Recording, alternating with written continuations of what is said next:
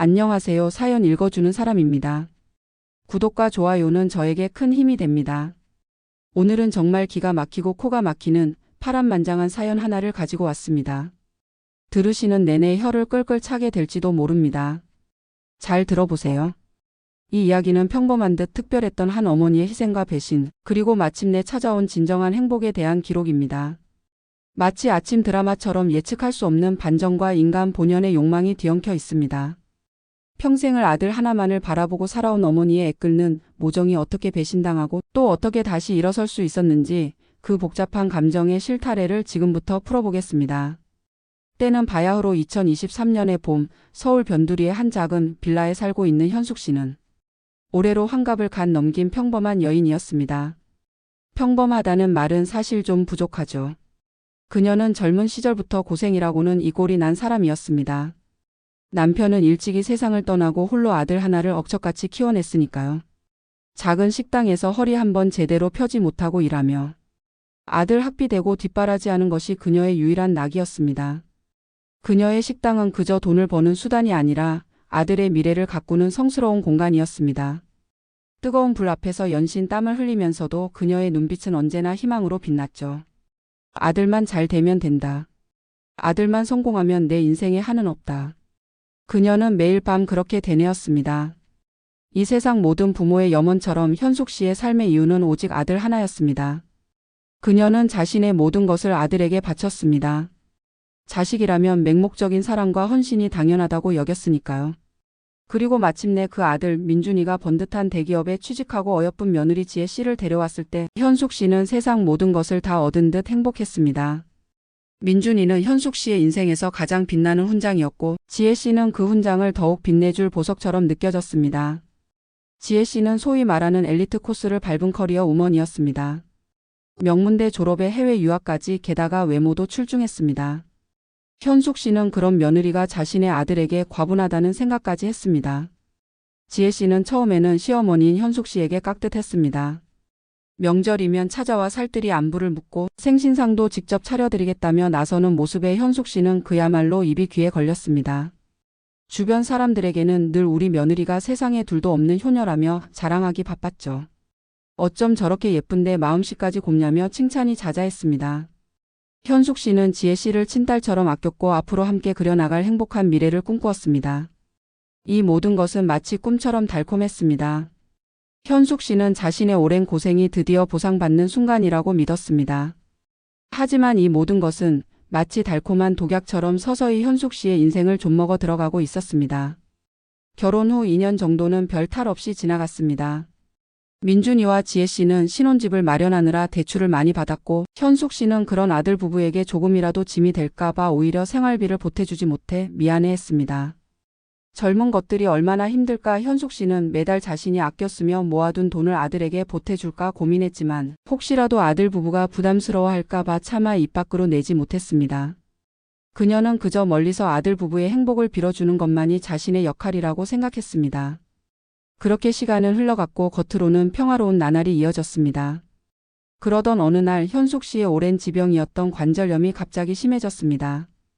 젊은 시절부터 무리하게 일했던 탓에 이미 좋지 않던 관절은 어느 날 갑자기 그녀의 발목을 잡았습니다.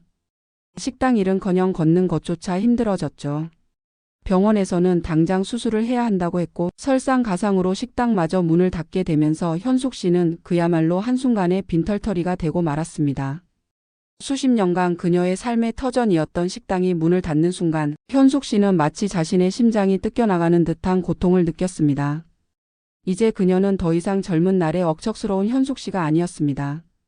몸은 병들었고 돈벌이 수단마저 사라진 채 홀로 남겨진 노인이었을 뿐입니다.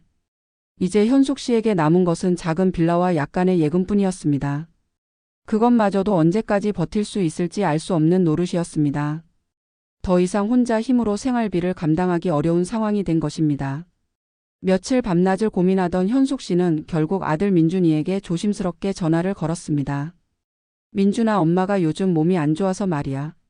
병원비도 좀 들고 아무래도 식당도 그만둬서 생활비가 좀 부족한데 매달 50만 원만 좀 도와줄 수 있을까? 현숙 씨는 이 말을 꺼내기까지 수십 번도 더 망설였습니다. 아들에게 짐이 되는 것 같아 미안했지만 당장 생활이 막막했으니까요. 아들은 한참을 말이 없었습니다. 전화 너머로 정적만이 흘렀습니다. 현숙 씨는 불안했습니다. 혹시 아들도 힘들까봐. 아들의 한숨 소리가 전화 너머로 들리는 듯 했습니다. 이 50만 원이라는 숫자가 그녀에게는 마지막 자존심을 내려놓는 숫자였습니다. 며칠 뒤 민준이에게서 연락이 왔습니다. 엄마, 지혜랑 이야기해봤는데 요즘 우리도 대출금 갚느라 빠듯해서 쉽지 않네. 그래도 지혜가 엄마 많이 걱정하고 있어. 현숙 씨는 그 말에 서운함보다는 미안함이 앞섰습니다. 그래, 젊은 부부가 얼마나 힘들까. 그들은 이제 막 결혼 생활을 시작한 새싹 같은 부부인데 내가 너무 큰 짐을 지우는 건 아닐까. 현숙 씨는 스스로를 자책했습니다. 그러다 불현듯 민준이가 덧붙인 말이 그녀의 가슴을 후벼 팠습니다. 아, 그리고 지혜가 말인데 엄마가 그동안 모아둔 돈도 좀 있고 빌라도 있으니까 그걸로 생활비를 충당하는 게 좋지 않겠냐고 하네. 자기들은 이제 자립할 때도 됐고 현숙 씨는 망치로 머리를 한 대 맞은 듯 했습니다. 아, 이런 식으로 나오는구나. 아들이 아니라 며느리의 생각이라는 것을 그녀는 직감했습니다. 하지만 자신의 처지를 생각하니 아무 말도 할 수 없었습니다. 목구멍까지 차오르는 서운함과 분노를 억누른 채 현숙 씨는 그저 알았다는 말밖에 할 수 없었습니다. 그녀의 눈에서는 뜨거운 눈물이 흘러내렸지만 아무도 그 눈물을 볼 수 없었습니다. 오직 차가운 전화기만이 그녀의 절망을 듣고 있었습니다. 그 후로 한 달이 지났을까요? 현숙 씨는 몸이 더욱 나빠져 병원 정기 검진을 받아야 했습니다. 혼자서는 거동조차 힘든 상황이었죠. 그녀는 며느리 지혜 씨에게 조심스럽게 문자를 보냈습니다. 지혜야, 혹시 요즘 바쁘니? 어머님 병원 갈 일이 있는데. 혹시 시간 괜찮으면 같이 가줄 수 있니? 병원에서 가족 보호자가 있어야 한다고 해서 말이야. 현숙 씨는 며느리가 병원 가는 길에라도 생활비 이야기를 꺼낼까 싶어 마음 졸였습니다. 그녀는 아직도 지혜 씨에게 신라 같은 기대를 걸고 있었습니다. 어쩌면 그저 바빴을 뿐일 수도 있다고 오해였을 수도 있다고 스스로를 위로했습니다. 하지만 지혜 씨에게서는 아무런 답이 없었습니다. 하루가 지나고 이틀이 지나고 현숙 씨는 초조하게 기다렸지만 지혜 씨는 감감무소식이었습니다. 전화도 문자도 그 어떤 연락도 없었습니다. 마치 이 세상에 존재하지 않는 사람들처럼 사라져버린 것입니다. 현숙 씨의 가슴 속에는 알 수 없는 불안감과 함께 서운함이 차올랐습니다. 겨우 50만 원 때문에? 그녀는 믿을 수 없었습니다. 그러나 현실은 냉정했습니다. 현숙 씨는 결국 홀로 병원에 다녀왔습니다. 비틀거리는 몸으로 겨우 병원까지 다녀오면서 그녀는 서러움에 북받쳤습니다. 퇴원 후에는 아들 민준이에게 다시 연락을 시도했습니다. 민준아, 지혜한테 혹시 무슨 일 있니? 엄마가 병원 갈 때 연락했는데 답이 없어서 혹시 바쁜가 해서. 현숙 씨는 여전히 아들을 믿고 싶었습니다. 아들만은 자신을 저버리지 않을 것이라고요. 하지만 민준이에게서는 바로 답이 왔습니다. 아, 지혜가 요즘 프로젝트 때문에 많이 바빠. 엄마 걱정하지 마. 내가 나중에 전화할게. 하지만 그 전화는 오지 않았습니다. 그리고 그 후로도 민준이와 지혜 씨는 현숙 씨의 연락을 완전히 피하기 시작했습니다. 전화는 받지 않고 문자에는 답장도 없었습니다. 마치 이 세상에 존재하지 않는 사람들처럼 사라져버린 것입니다. 현숙 씨는 그제야 깨달았습니다. 그날 며느리에게 생활비 50만 원을 부탁했던 그 순간부터 그들은 이미 자신을 버렸다는 것을요. 50만 원은 단순한 금액이 아니라 그녀의 아들과 며느리가 그녀를 버리는데 필요한 최소한의 명분에 불과했습니다. 마치 악몽과도 같았습니다. 현숙 씨는 망연자실했습니다. 홀로 키워낸 아들과 금지옥 엽처럼 아꼈던 며느리에게 이렇게 배신당할 줄은 꿈에도 몰랐습니다. 그녀의 세상은 한순간에 무너져 내렸습니다. 현숙 씨는 그동안 아들 부부를 위해 자신이 얼마나 희생했는지, 얼마나 많은 것을 양보했는지 떠올렸습니다. 아들의 결혼 자금 보태느라 젊은 시절 땀 흘려 모은 돈까지 탈탈 털어주었고 며느리 생일에는 비싼 명품 가방을 사주며 환심을 사려 노력했습니다. 지혜 씨가 좋아한다는 명품 브랜드의 신상 가방을 사주기 위해 몇 달치 생활비를 아꼈고 자신이 좋아하는 음식 대신 지혜 씨가 좋아하는 음식으로 상을 차렸습니다. 그 모든 것이 부질없는 짓이었다는 생각에 현숙 씨는 한숨만 내쉬었습니다. 그녀는 밤마다 베개를 적시며 울었습니다. 과연 그들에게 무슨 일이 있었던 걸까요? 정말로 프로젝트 때문에 바빴던 걸까요? 아니면 다른 이유가 있었던 걸까요? 현숙 씨는 잠 못 이루는 밤들을 보냈습니다. 그녀의 가슴 속에는 의문과 배신감 그리고 깊은 슬픔이 뒤섞여 있었습니다. 어느 날 현숙 씨는 우연히 이웃 아주머니에게서 뜻밖의 소식을 듣게 됩니다. 동네 목욕탕에서 만난 아주머니는 현숙 씨에게 수다를 떨듯 이야기를 시작했습니다. 어머 현숙 씨, 민준이네가 이사 갔다는 소식 들었어요? 저번에 보니까 짐 싸는 트럭이 오던데 새로 지은 아파트로 간다고 하더라고요. 어찌나 좋아 보이던지 현숙 씨는 귀를 의심했습니다. 이사? 새로운 아파트? 자신에게는 그 어떤 말도 없이? 현숙 씨는 그날로 아들 부부의 오래된 빌라 주소를 찾아갔습니다. 굳게 닫힌 현관문과 텅 빈 집 낡은 우편함에는 청구서 몇 장만 꽂혀 있을 뿐 그 어떤 생기도 느껴지지 않았습니다. 그들은 정말로 현숙 씨 몰래 야반도주하듯 사라져버린 것이었습니다. 현숙 씨는 주저앉아 통곡했습니다. 자신이 의지할 곳이라고는 아무도 없다는 절망감에 그녀는 몸서리쳤습니다. 차가운 길바닥에 주저앉아 하염없이 눈물을 흘리는 현숙 씨의 모습은 마치 세상에 홀로 버려진 아이와 같았습니다. 결국 그녀는 모든 것을 포기하고 싶다는 생각까지 하게 되었습니다. 그녀의 삶의 끈이 위태롭게 흔들리는 순간이었습니다. 하지만 현숙 씨는 이대로 무너질 수 없었습니다. 평생을 억척스럽게 살아온 그녀의 내면에는 강인한 생명력이 숨쉬고 있었습니다. 아들과 며느리의 냉정한 태도가 그녀의 내면에 잠자고 있던 강인함을 깨운 것입니다. 이대로 당하고만 있을 수는 없어. 현숙 씨는 결심했습니다. 자신에게 남은 마지막 힘을 다해 이 상황을 헤쳐나가겠다고요. 그녀는 우선 자신의 건강을 회복하는 데 집중했습니다. 매일 아침 일찍 일어나 가벼운 체조를 하고 병원에서 처방해준 운동을 꾸준히 했습니다.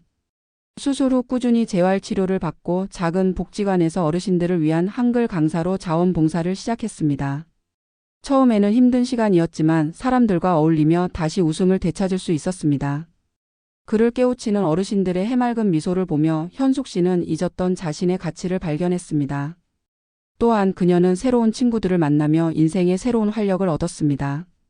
이웃과 함께하는 김치 담그기 모임에 참여하고 동네 산악회에 가입하여 산을 오르내리며 지친 몸과 마음을 달랬습니다. 그녀는 다시 살아날 힘을 얻었습니다. 그녀의 눈빛은 더 이상 슬픔에 잠겨 있지 않았습니다. 몇 달 후 현숙 씨는 뜻밖의 사람을 만나게 됩니다. 바로 아들 민준이의 어릴 적 친구였던 정우 씨였습니다. 정우 씨는 현숙 씨가 강사로 일하는 복지관에 방문했다가 우연히 그녀를 만났습니다. 복지관 행사에 참여했다가 무대 위에서 구수한 사투리로 어르신들을 가르치는 현숙 씨를 발견한 것입니다. 어머니 아니 현숙 씨. 이게 얼마만이에요? 민준이는 잘 지내고요? 정우 씨는 예전과 다름없이 밝게 현숙 씨에게 인사를 건넸습니다. 현숙 씨는 정우 씨에게 그동안 있었던 일들을 솔직하게 털어놓았습니다. 아들 부부가 잠수를 탄 일, 병원비를 부탁했다가 외면당한 일, 그리고 이사간 사실조차 숨긴 일까지 현숙 씨의 이야기를 듣던 정우 씨의 얼굴은 점점 굳어졌습니다. 민준이가 그럴 리가 없어요. 어머니 제가 한번 민준이한테 연락해 볼게요. 정우 씨는 현숙 씨를 진심으로 걱정해 주었습니다. 그는 민준이와 지혜 씨의 최근 근황을 수소문했고 충격적인 사실을 알게 됩니다. 알고 보니 민준이와 지혜 씨는 현숙 씨에게 이사 간다는 사실을 알리지 않은 채 현숙 씨가 모아둔 예금과 빌라를 담보로 대출을 받아 새 아파트를 구입했던 것입니다. 현숙 씨의 명의로 되어 있던 예금 통장과 빌라, 서류를 몰래 빼돌려 그녀의 인감 도장을 위조해 대출을 받았던 것이죠. 지혜 씨는 명문대 출신다운 치밀함으로 이 모든 계획을 주도했습니다. 그녀는 현숙 씨의 재산 상황을 꿰뚫고 있었고 50만 원이라는 금액으로 현숙 씨가 선을 넘게 만들었습니다. 게다가 민준이는 이미 현숙 씨 몰래 식당 보증금까지 빼내 주식 투자에 탕진하고 있었던 것으로 드러났습니다. 생활비를 요구했던 그날 지혜 씨는 민준이에게 현숙 씨의 재산을 이용할 계획을 속삭였습니다. 어차피 어머님은 오래 사실 분도 아니고 그 빌라도 나중에 우리 건데 미리 좀 당겼으면 어때? 민준이는 처음에는 망설였지만 지혜 씨의 유혹과 주식 투자로 인한 손실 앞에서 결국 어머니를 배신하기로 결정했던 것입니다. 충격적인 진실 앞에 현숙 씨는 다시 한번 주저앉고 말았습니다. 모든 것이 계획적이었던 것입니다. 50만 원의 생활비 요구는 그들의 치밀한 계획을 시작하는 신호탄이었던 거죠. 그녀는 그제야 아들 부부의 차가운 태도와 연락 두절이 단순한 무심함이 아니었음을 깨달았습니다. 정우 씨는 현숙 씨를 적극적으로 도왔습니다. 그는 현숙 씨의 편에서 물심양면으로 지원을 아끼지 않았습니다. 법률 전문가를 찾아가 상담을 받았고 민준이와 지혜 씨의 모든 비행을 파헤칠 증거들을 모으기 시작했습니다. 정우 씨는 민준이의 주식 투자 내역, 지혜 씨의 대출 서류, 그리고 위조된 인감증명서까지 끈질기게 추적했습니다. 복지관에서 만난 새로운 친구들도 현숙 씨의 이야기에 분개하며 힘을 보태주었습니다. 한글 교실 어르신들은 저마다 변호사 아는 사람, 검찰청에 근무하는 친척 등을 들먹이며 현숙 씨에게 힘이 되어 주었습니다. 결국 현숙 씨는 아들과 며느리를 상대로 소송을 제기했습니다. 법정에서 만난 민준이와 지혜 씨는 여전히 뻔뻔한 태도로 일관했습니다. 특히 지혜 씨는 현숙 씨를 비웃기까지 했습니다. 어머님, 겨우 50만 원 때문에 이렇게까지 하실 필요가 있나요? 어차피 그 빌라도 저희가 나중에 물려받을 건데요. 이 말에 현숙 씨는 치를 떨었습니다. 그러나 그녀는 이제 더 이상 약한 어머니가 아니었습니다. 하지만 정우 씨가 모아둔 증거들과 현숙 씨의 주변 사람들이 보내준 도움의 손길 덕분에 현숙 씨는 소송에서 승소할 수 있었습니다. 민준이와 지혜 씨는 현숙 씨의 재산을 횡령하고 문서 위조를 한 혐의로 법의 심판을 받게 되었고 현숙 씨의 빌라는 무사히 되찾을 수 있었습니다. 법정은 그들에게 엄중한 처벌을 내렸습니다. 아들과 며느리의 관계는 완전히 끊어지고 말았죠. 현숙 씨는 이제 더 이상 아들과 며느리를 위해 살지 않습니다. 자신의 행복을 찾아 새로운 인생을 시작했습니다. 그녀는 복지관에서 어르신들을 가르치며 보람을 느끼고 새로운 친구들과 여행을 다니며 즐거운 시간을 보냅니다. 한때는 모든 것을 잃은 듯 절망했지만 이제는 누구보다도 당당하고 행복한 삶을 살고 있습니다. 그녀의 얼굴에는 깊은 주름에도 불구하고 환한 미소가 가득합니다. 이제 그녀는 아들 부부에게 받은 배신의 상처를 딛고 진정한 자신을 찾아냈습니다. 여러분 혹시 비슷한 상황에 처해 있다면 혼자 힘들어하지 마세요. 세상에는 여전히 따뜻한 사람들이 존재하며 당신의 손을 잡아줄 준비가 되어 있습니다. 언제든 사연 읽어주는 사람에게 연락주세요. 우리는 함께 이겨낼 수 있습니다. 이 사연이 여러분에게 작은 위로와 용기가 되었기를 바랍니다. 희망의 끈을 놓지 마세요. 당신의 삶은 소중하니까요.